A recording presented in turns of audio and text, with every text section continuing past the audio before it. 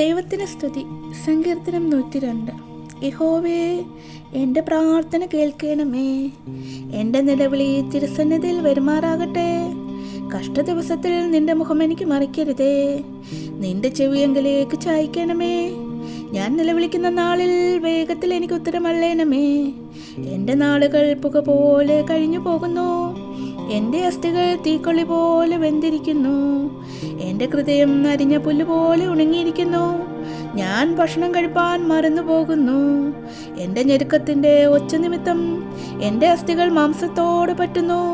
ഞാൻ ഭൂമിയിലെ വേഴാമ്പൽ പോലെ ആകുന്നു. ശൂന്യസ്ഥലത്തെ മൂങ്ങ പോലെ തന്നെ ഞാൻ ഉറക്കളിച്ചിരിക്കുന്നു. വീട്ടിനു മുകളിൽ തനിച്ചിരിക്കുന്ന കുരുകിൽ പോലെ ആകുന്നു. എൻ്റെ ശത്രുക്കൾ ഇടപെടാതെ എന്നെ നിന്ദിക്കുന്നു. എന്നോട് ചീറ്റുന്നവർ എൻ്റെ പേർ ചൊല്ലി ശപിക്കുന്നു. ഞാൻ അപ്പം പോലെ ചാരം തിന്നുന്നു. എൻ്റെ പാനീയത്തിൽ കണ്ണുനീർ കലക്കുന്നു. നിന്റെ കോപവും ക്രോധവും ഹേതുവായിട്ട് തന്നെ നീ എന്നെ എടുത്ത് എറിഞ്ഞു കളഞ്ഞുവല്ലോ. എൻ്റെ ആയുസ് ചാഞ്ഞു പോകുന്ന നിഴൽ പോലെ ആകുന്നു. ഞാൻ പുല്ലുപോലെ ഉണങ്ങിപ്പോകുന്നു. നീയോ യഹോവേ എന്നേക്കുമുള്ളവൻ. നിന്റെ നാമം തലമുറ തലമുറയായി നിലനിൽക്കുന്നു. നീ എഴുന്നേറ്റ് സിയോനോട് കരുണ കാണിക്കും. അവളോട് കൃപ കാണിപ്പാനുള്ള കാലം, അതേ, അതിനുള്ള സമയം വന്നിരിക്കുന്നു.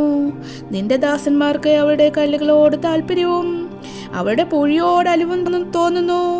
യഹോവ സിയോനെ പണിയുകയും തൻ്റെ മഹത്വത്തിൽ പ്രത്യക്ഷനാകുകയും അവൻ അഗതികളുടെ പ്രാർത്ഥന കടാക്ഷിക്കുകയും അവരുടെ പ്രാർത്ഥന നിരസിക്കാതിരിക്കുകയും ചെയ്തതുകൊണ്ട് ജാതികൾ യഹോവയുടെ നാമത്തെ, ഭൂമിയിലെ സകല രാജാക്കന്മാരും നിന്റെ മഹത്വത്തെ ഭയപ്പെടും. വരുവാനിരിക്കുന്ന തലമുറയ്ക്ക് വേണ്ടി ഇത് എഴുതി വെക്കും. സൃഷ്ടിക്കപ്പെടാനുള്ള ജനം യഹോവയെ സ്തുതിക്കും.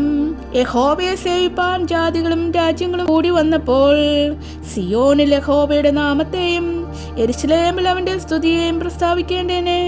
ബദ്ധന്മാരുടെ ഞരക്കം കേൾപ്പാനും മരണത്തിന് നിയമിക്കപ്പെട്ടവരെ വെടിയിപ്പാനും യഹോവ തന്റെ വിശുദ്ധമായ ഉയരത്തിൽ നിന്ന് നോക്കി സ്വർഗത്തിൽ നിന്നും ഭൂമിയെ തൃണോൾ പാർത്തുവല്ലോ.